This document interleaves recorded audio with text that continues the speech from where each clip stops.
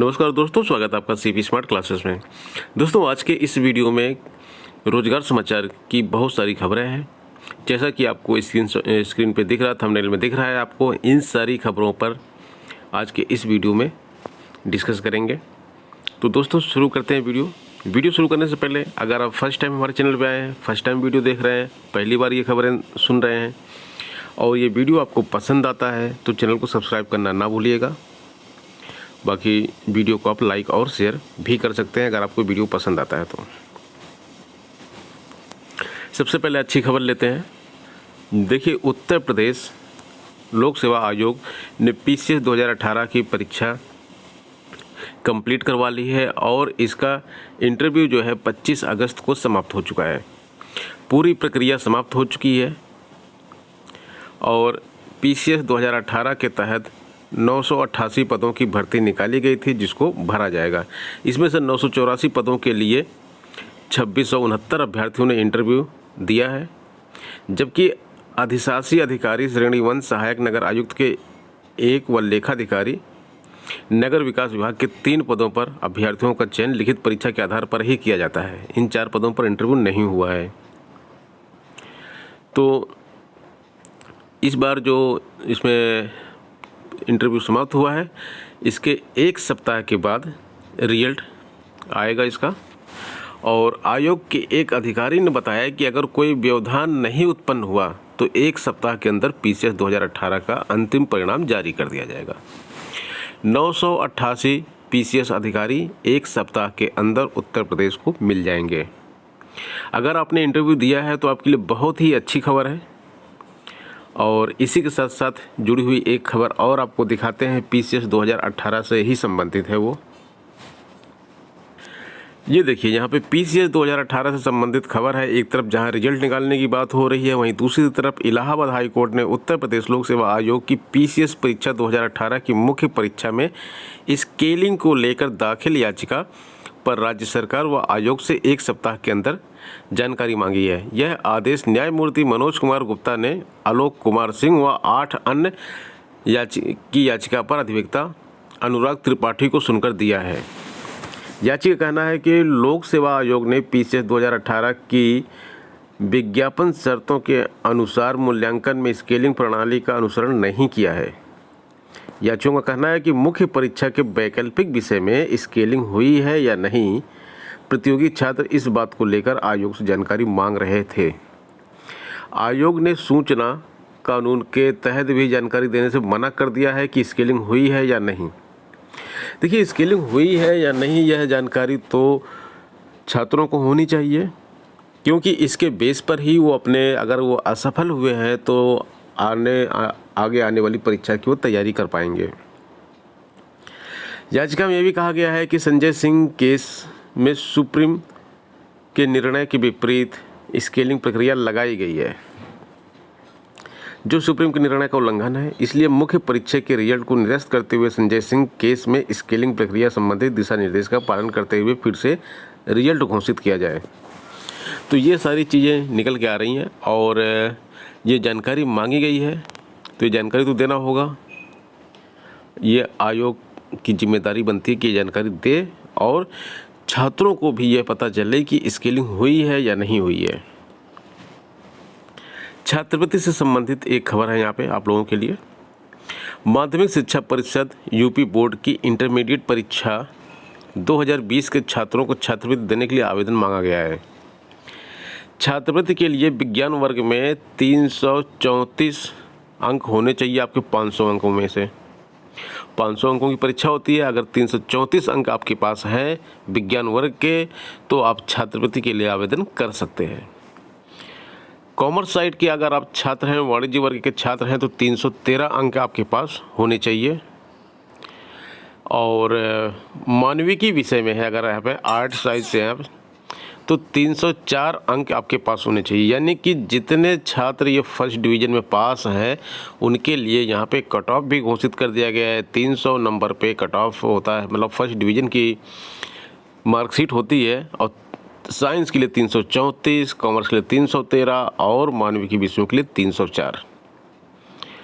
तो अगर 60% नंबर भी मानविकी विषय में आया है, 60.8% नंबर भी आया है तो आप आवेदन कर सकते हैं। परिषद के सचिव दिव्यकांत शुक्ल ने बताया कि मानव संसाधन विकास मंत्रालय के निर्देशानुसार यूपी बोर्ड के 11,460 छात्र छात्राओं को विज्ञान वर्ग ग्रुप बी, वाणिज्य वर्ग ग्रुप सी, मानविकी वर्ग ग्रुप ए के क्रमशः 3-2-1 के अनुपात में छात्रवृत्ति प्रदान की जाएगी। कुल 11,460 छात्रों को छात्रवृत्ति मिलनी है, जिसमें से इनका जो रेशियो रहेगा साइंस का 3:2:1 रहेगा। ये रेशियो रहेगा इनका छात्रों का कि कितने कितने छात्रों को छात्रवृत्ति मिलेगी। 17 वित्त विहीन माध्यमिक स्कूलों में एक भी विद्यार्थी नहीं है। प्रयागराज की न्यूज़ है, यहाँ पर 17 ऐसे वित्त विहीन माध्यमिक स्कूल हैं जिसमें एक भी छात्र नहीं है। कुछ वर्षों में तमाम माध्यमिक विद्यालयों को मान्यता दी गई। कई जगहों पर मानकों की अनदेखी का भी आरोप लगा, फिर भी मान्यता दी गई। इसका नतीजा यह हो रहा है कि विद्यालय शिक्षण कार्य के लिए जरूरी संसाधन भी नहीं जुटा पा रहे हैं। कुछ जगहों पर जैसे तैसे कक्षाएं चल रही हैं, लेकिन उनमें स्तरीय शिक्षण कार्य नहीं हो रहा है। ऐसे में विद्यार्थियों की संख्या भी कम रह रही है। अब 17 विद्यालय ऐसे प्रकाश में आए हैं जहां कोई दाखिला ही नहीं हो रहा है। इनमें करछना तहसील के 4, सोराव के 4, सदर तहसील के 7, फूलपुर के 2 विद्यालय शामिल हैं, जबकि 2 विद्यालय पूर्व में बंद हो चुके हैं। चयन बोर्ड की बात कर लेते हैं। नए विषयों का इंटरव्यू कार्यक्रम जारी कर दिया गया है। माध्यमिक शिक्षा सेवा चयन बोर्ड ने नए विषयों को साक्षात्कार कार्यक्रम घोषित किया। प्रवक्ता पद के लिए कला विषय और प्रशिक्षित स्नातक शिक्षक पद के लिए कला एवं संस्कृत का साक्षात्कार 11 सितंबर से होगा। इंटरव्यू 22 अक्टूबर तक चलेगा। काफ़ी लंबा इंटरव्यू चल रहा है इनका।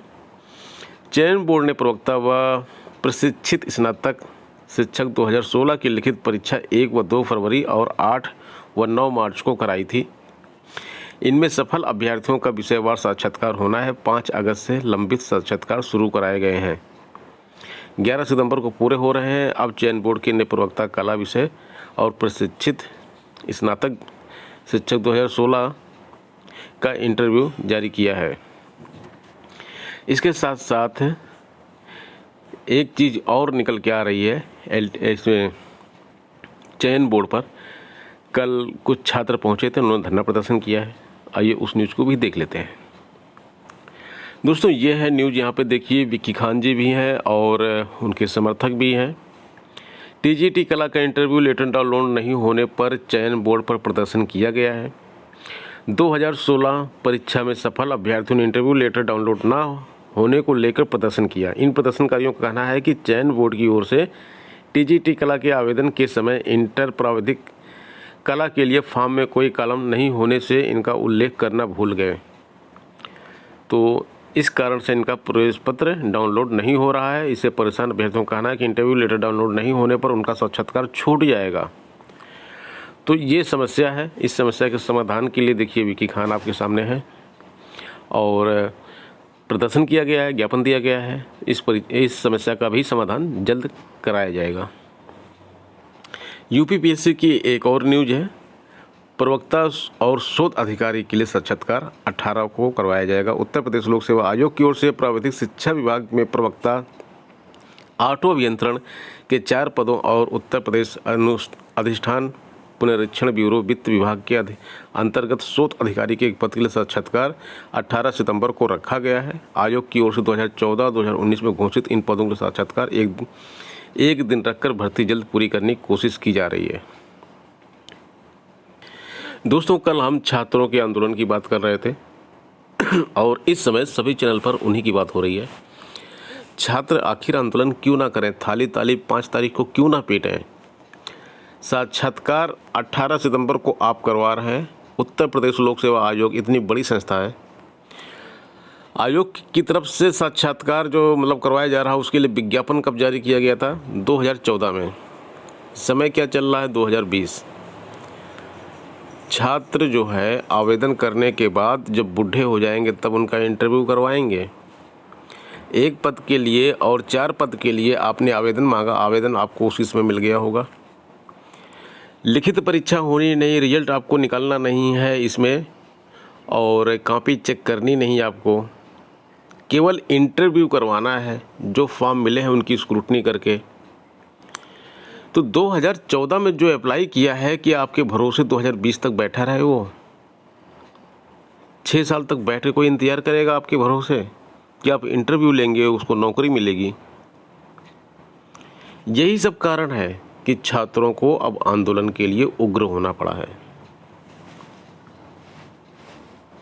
राज्य विश्वविद्यालय की परीक्षाएं 18 तारीख से होंगी। पीजी प्रोफेशनल कोर्स के अंतिम सेमेस्टर की परीक्षाएं 2 अक्टूबर से होंगी।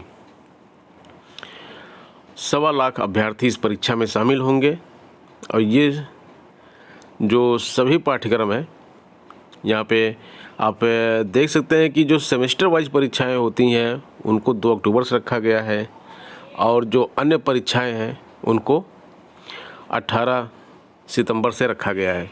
फाइनल ईयर के छात्र हैं जिनको परीक्षाएं देनी है। और इसके साथ साथ एक न्यूज और है यहाँ पे, MMUT यानी कि मदन मोहन मालवीय प्रौद्योगिकी विश्वविद्यालय में प्रवेश परीक्षा का परिणाम घोषित कर दिया गया है। नीतीश यहाँ पर टॉपर बने हैं। तो जिन छात्रों ने परीक्षा दी है वो परिणाम अपना जाके देख सकते हैं। राज्य अध्यापक पुरस्कार से सम्मानित होंगे 73 शिक्षक। 73 शिक्षक जो हैं इनको राज्य अध्यापक पुरस्कार दिया जाएगा और यहाँ पर उनकी लिस्ट दी गई है। लखनऊ से शशि मिश्रा, अमेठी की पूर्व माध्यमिक विद्यालय बुबुपुर में सहायक अध्यापक आलोक कुमार द्विवेदी और इस तरह के तमाम अन्य अध्यापक हैं जिनको यह पुरस्कार मिलेगा। कौशाम्बी व हाथरस में कोई भी शिक्षक इस सम्मान के लायक नहीं मिला है।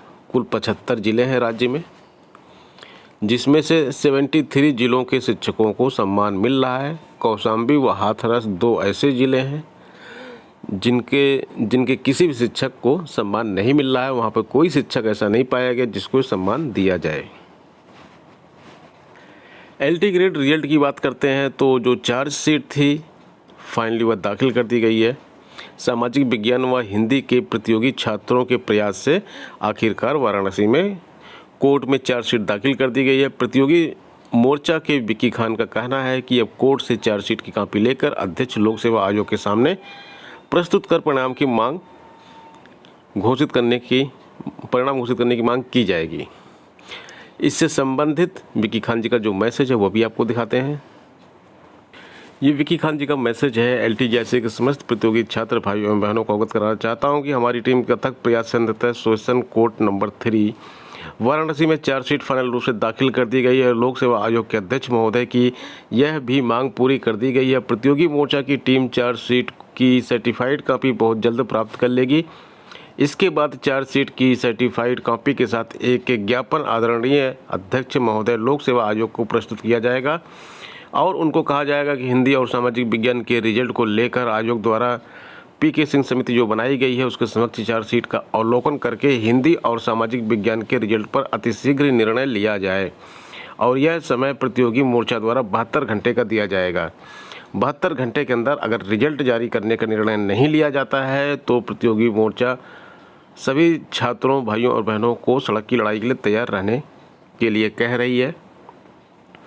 और लोक सेवा आयोग के अध्यक्ष ने चार्जशीट के मामले पर ही निर्णय करने का आश्वासन दिया था। अब समय आ गया है कि अध्यक्ष महोदय चार्जशीट का अवलोकन करें और हिंदी सामाजिक विज्ञान के निर्णय को लेकर एक सकारात्मक और ठोस निर्णय करें। तो दोस्तों ये सारी चीज़ें विक्की खान जी के मैसेज में लिखी हैं। आज प्रिंट मीडिया यानी समाचार पत्र में भी ये सारी चीज़ें छप चुकी हैं। राजकीय स्कूलों को 7 वर्गों में बांटकर करेंगे पदस्थापन। ये LT ग्रेड की ज्वाइनिंग की न्यूज़ है। LT ग्रेड की ज्वाइनिंग के लिए अभी एक 7 ग्रुपों में बांटकर वहाँ पे खाली पदों का ब्यौरा मांगा गया था और कल शाम को 5 बजे तक वो ब्यौरा देना था।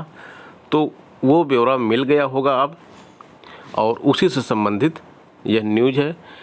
13 विषयों में 4243 शिक्षकों का चयन हुआ है।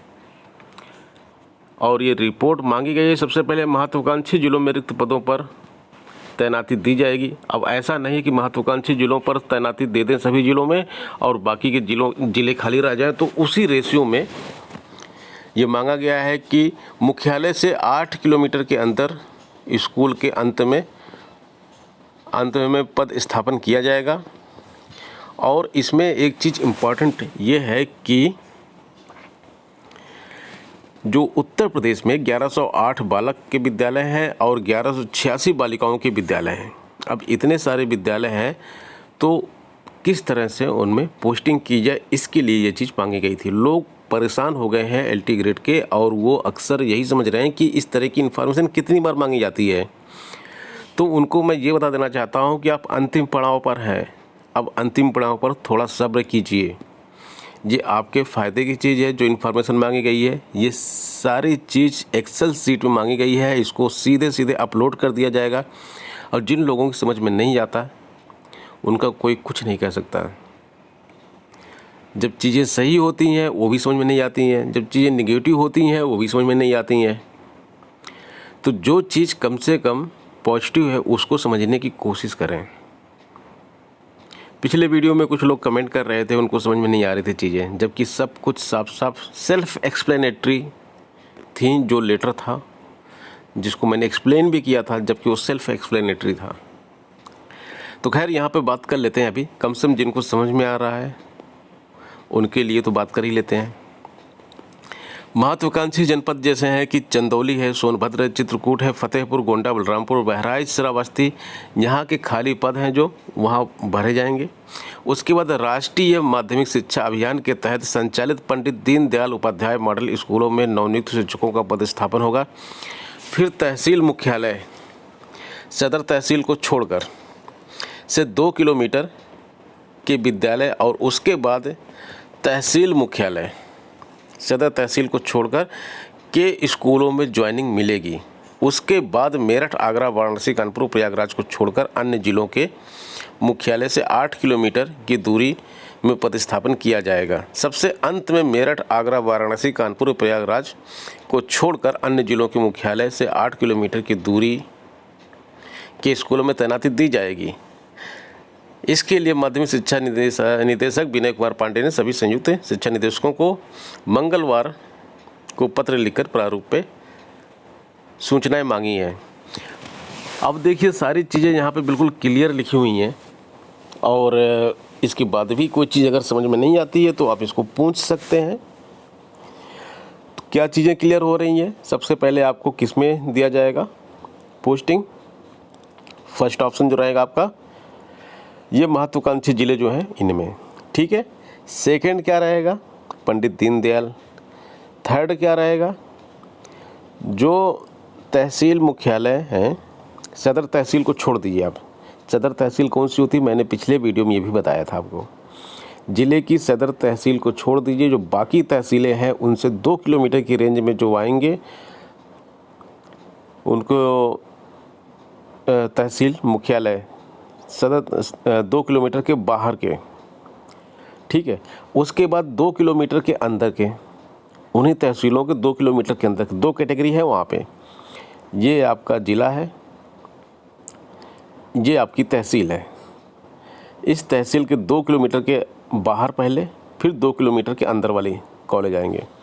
इसके बाद कुछ ज़िले यहाँ पे दिए गए हैं, मेरठ है, आगरा है, वाराणसी या कानपुर, प्रयागराज को छोड़कर अन्य ज़िलों, इन ज़िलों में की बात ही नहीं की जा रही है। इसके बाद जो ज़िले बचते हैं मुख्यालय से 8 किलोमीटर की दूरी पर, ठीक है। और उसके बाद जो है लास्ट में इन ज़िलों की बात की जाएगी। तो ये इस तरह से 7 वर्गों में बांटा जाएगा और उसके बाद आपकी काउंसलिंग होगी। तो ये डेटा हो सकता है आज अपलोड कर दिया जाए, अगर कल मिल गया होगा तो आज अपलोड कर दिया जाएगा। 1-2 दिन में आपकी काउंसलिंग का जो नोटिफिकेशन है वो 1-2 दिन में आने वाला है। तो ठीक है दोस्तों, ये हो गया आज का वीडियो और सारी इंपॉर्टेंट अपडेट्स मैंने आपको दे दी। मिलते हैं नेक्स्ट वीडियो में नई अपडेट के साथ। पूरा वीडियो देखने के लिए धन्यवाद।